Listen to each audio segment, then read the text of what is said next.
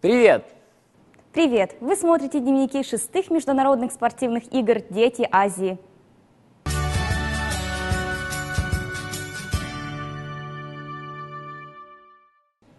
Третий день соревнований 6-х международных игр «Дети Азии» 8 июля был очень насыщенным. Сразу на нескольких спортивных площадках прошли соревнования по различным видам спорта. Вчера завершился блок по вольной борьбе в весовых категориях 42, 54 и 69 килограмм юноши и 37, 48, 62, 67 килограмм девушки. А сегодня в «Триумфе» пройдет суролимпийская программа среди юношей. В спорткомплексе «Дохсун» продолжаются предварительные бои по боксу среди девушек и юношей. Четвертьфинала состоится завтра, 10 июля, полуфинал пройдет 12 июля, а финальные бои состоятся 13 июля.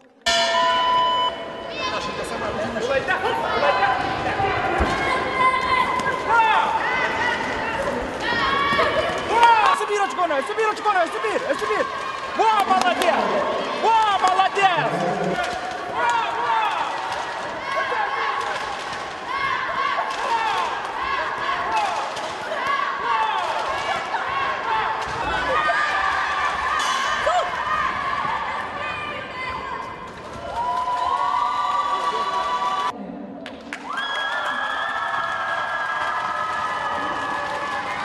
Восьмого июля во Дворце спорта 50 лет Победы состоялся финал по художественной гимнастике. В групповом выступлении с 5 мячами, а также в индивидуальном упражнении со скакалкой бронзу международных игр «Дети Азии» завоевали якутские гимнастки. Бронзу Якутии принесла команда по художественной гимнастике номер 1, блестяще выступив с 5 мячами в финале соревнований. В индивидуальной программе со скакалкой бронзу в копилку сборной команды Якутии принесла Элла Гжановская из команды номер 1.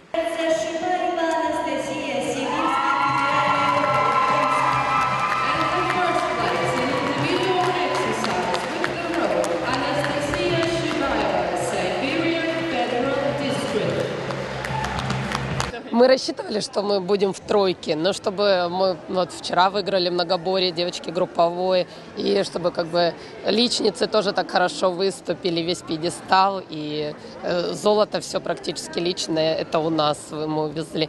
Поэтому мы очень рады, счастливы, да, и довольны.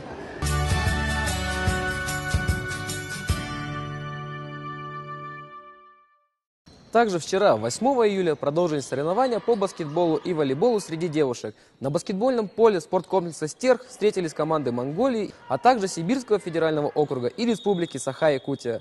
Волейболистки Монголии сыграли с Сибирским федеральным округом, а Уральский федеральный округ встретился с Дальневосточным. В бассейне Чулбон состоялся второй день соревнований по плаванию. Участники прошли вольным стилем по 200 метров, 100 метров баттерфляем, 200 метров брасом и 400 метров комплексным стилем. Также состоялась эстафета 4 на 100. Соревнования по стендовой стрельбе прошли в спорткомплексе «Берген». А в юности на футбольном поле встретились команды из Кыргызстана и Сибирского федерального округа.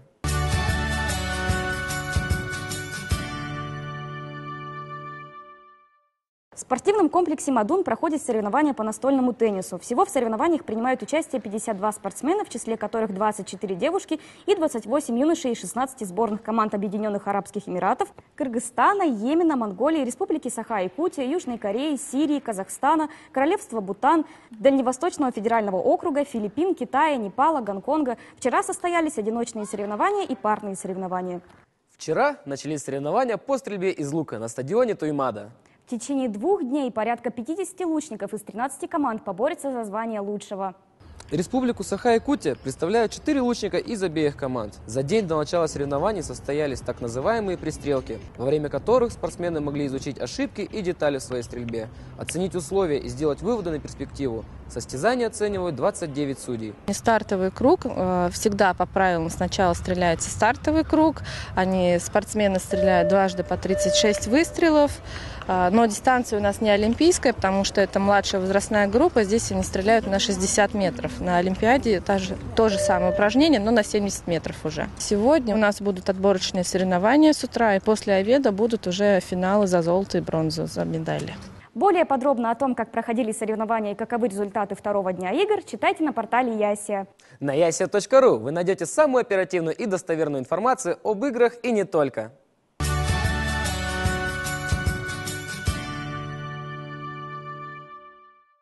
В деревне спортсменов открылась выставка прикладного искусства народов Якутии. Здесь выставлена национальная одежда, поделки из мамонтовой кости, из дерева и серебра. Наши юные корреспонденты решили заглянуть на выставку и узнать мнение иностранцев. Слово Ане и Любе. Всем большой, солнечный, дружелюбный, якутский, сухомедийный. Привет! Сегодня мы снова в деревне спортсменов. Сейчас мы посетим музей-выставку прикладного искусства, которая открылась для всех гостей в корпусе номер 9 деревни спортсменов.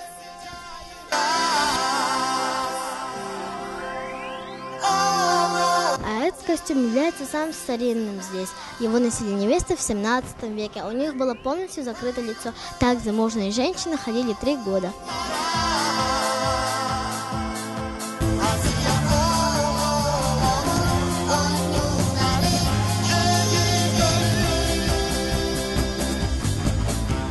Как вам выставка? Выставка хорошая, разные национальности, новые украшения узнал. Я заметил, что якутская культура немного похожа на нашу. Я из Туркменистана. Одинаковые украшения, шапки одинаковые.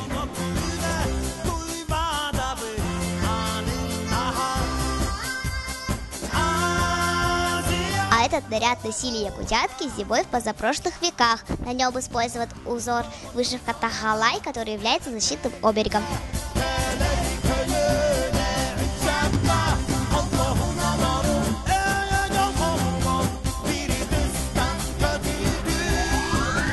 Много ли иностранцев посетило выставку?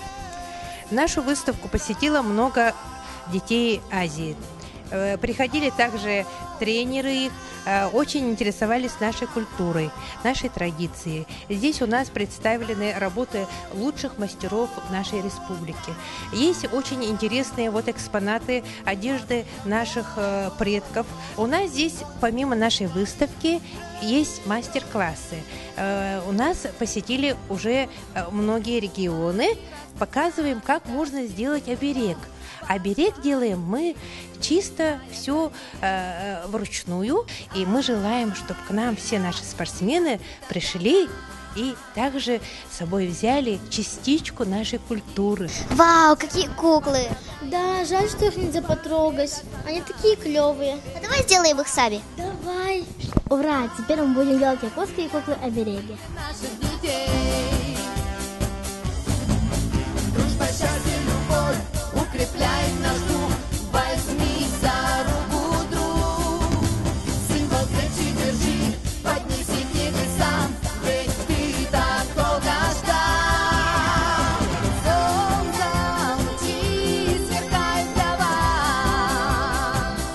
Ура, мы закончили. Твою куклу будут звать Сахаяна, а твою? А мою Даяна. Давай спросим у ребят, понравилось ли им делать якутских кукол? Давай. Эта кукла понравилась мне. Такие украшения, косички, жилеты. Я ее буду назвать Ширинкой. Это были Аня и Люба. Смотрите наши дневники на isia.ru. Всем пока!